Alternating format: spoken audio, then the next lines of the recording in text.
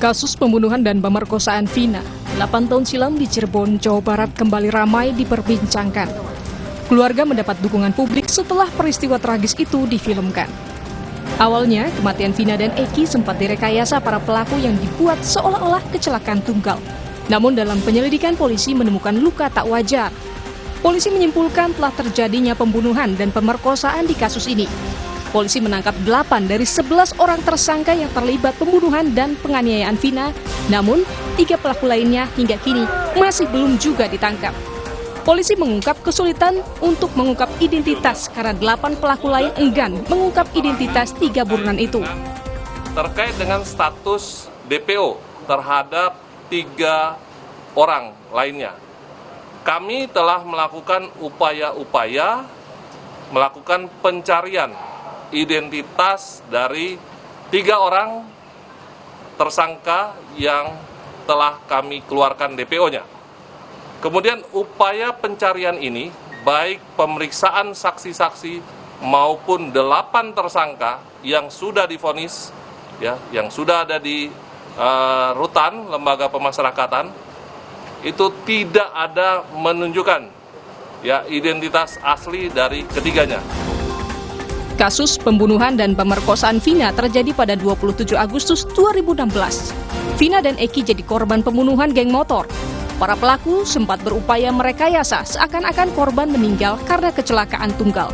Polisi menyatakan korban dibunuh pada 31 September 2016. 8 orang anggota geng motor ditangkap, sementara 3 masih buron. Polisi juga menyatakan pelaku memperkosa Vina dalam kejadian itu. Pada 27 Mei 2017, 7 pelaku divonis penjara seumur hidup. 1 pelaku yang masih di bawah umur divonis 8 tahun penjara. 8 tahun berselang, polisi menyatakan pada 13 Mei 2024 bahwa masih ada 3 pelaku pembunuhan yang masih buron. Keluarga berharap polisi segera mengungkap tuntas kasus ini dan menangkap 3 pelaku yang masih buron untuk dibawa ke persidangan. Tim Liputan, Kompas TV.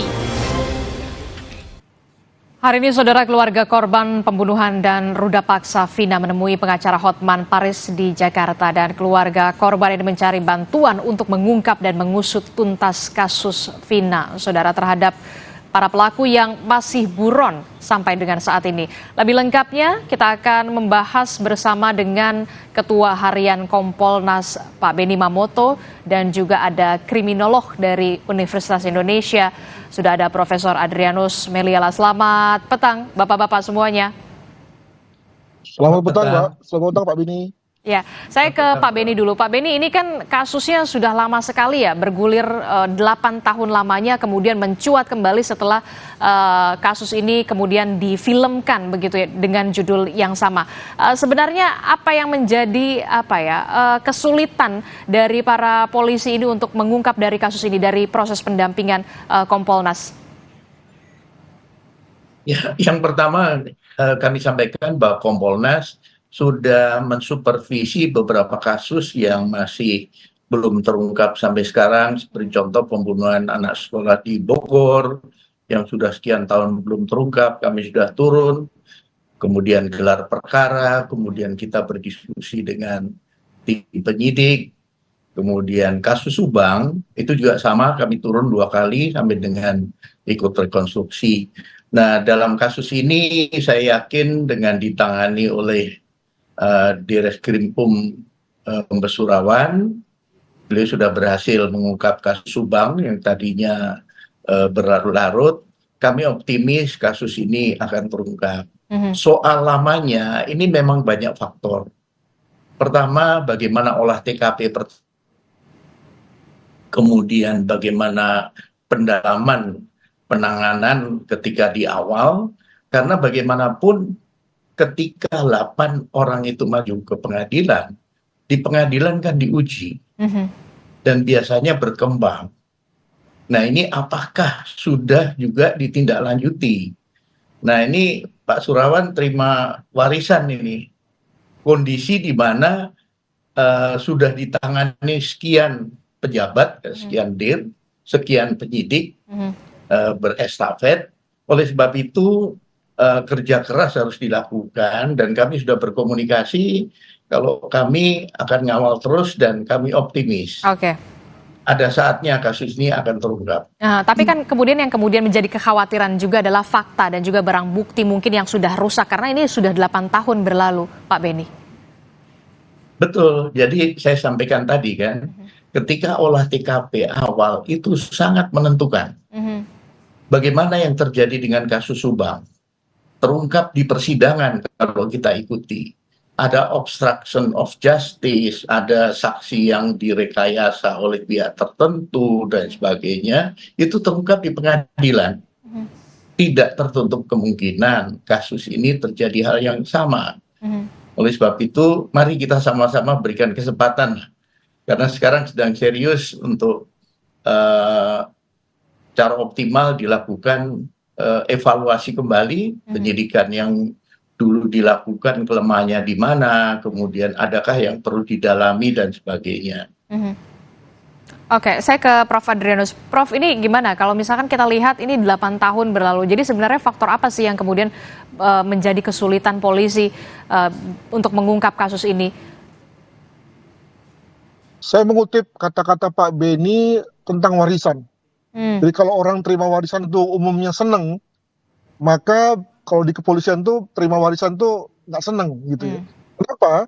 Karena biasanya yang ditinggalkan adalah kasus rusak, kasus yang sudah acak-acakan.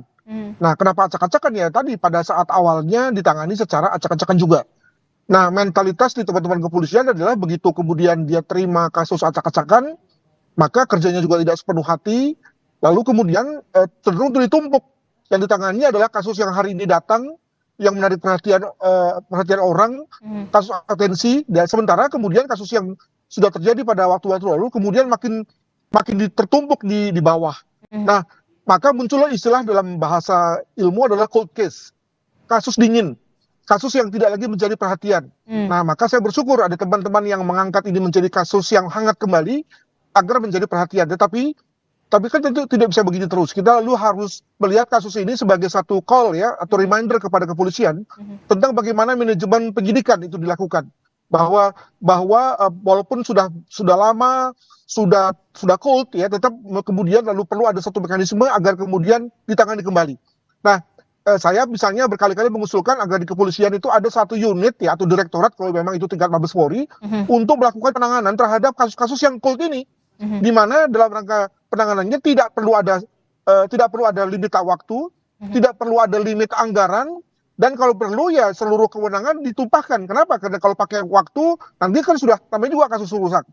Kalau pakai pendekatan anggaran ya nanti kemudian terbatas lagi pada anggaran yang ada. Sekali lagi kita berpulang pada output dari kegiatan sidik itu. Demikian. Oke, tapi begini Prof, kalau kita melihat fakta dan juga barang bukti yang ada, termasuk juga fakta-fakta di persidangan pada saat persidangan sebelumnya begitu, apa yang bisa dilakukan oleh kepolisian untuk bisa segera menangkap atau menemukan pelaku yang 3 ini yang masih buron ini, masih berkeliaran di luaran? Ya tadi kalau menyebut tadi yang dikatakan oleh Pak Beni, misalnya soal kasus Bogor itu kan terjadi karena CCTV-nya kabur gitu ya, sehingga kemudian lalu tidak berani kemudian atau ketika di blow up, di zoom out sehingga lalu kemudian gambarnya pecah. Bandingkan juga dengan kasus Akseina, di mana memang sulit sekali bagi kepolisian untuk mengungkap pelakunya. Nah, masalahnya pada kasus ini kan sudah ada pelakunya, tinggal kemudian didalami. Jadi saya kira ini lebih kepada soal kecanggihan dan kemauan saja dari kepolisian untuk mengadakan hal yang bersifat tuntas, yang kemungkinan itu tidak pernah ada pada direktur-direktur atau kasat-kasat sebelumnya. Jadi saya kira kita perlu berterima kasih lah kepada masyarakat yang mengangkat hal ini kembali. Artinya dari segi teknik penyidikan, teknik wawancara itu saya kira bukan hal yang sulit sekali ya, apalagi dengan konteks sekarang ini. Demikian. Oke, ini kan kita juga menemukan polisi mengatakan bahwa pelaku atau terpidana, kita menyebutnya terpidana karena memang sudah ada vonis begitu, enggan mengungkap sebenarnya identitas asli terkait dengan 3 orang yang masih buron ini. Apa yang menjadi penyebab kemudian para terpidana ini juga enggan untuk mengungkap identitas? Jangan dijawab dulu Pak Beni ataupun Prof. Adrianus, kita jeda dulu, tetaplah bersama kami di Kompas Petang.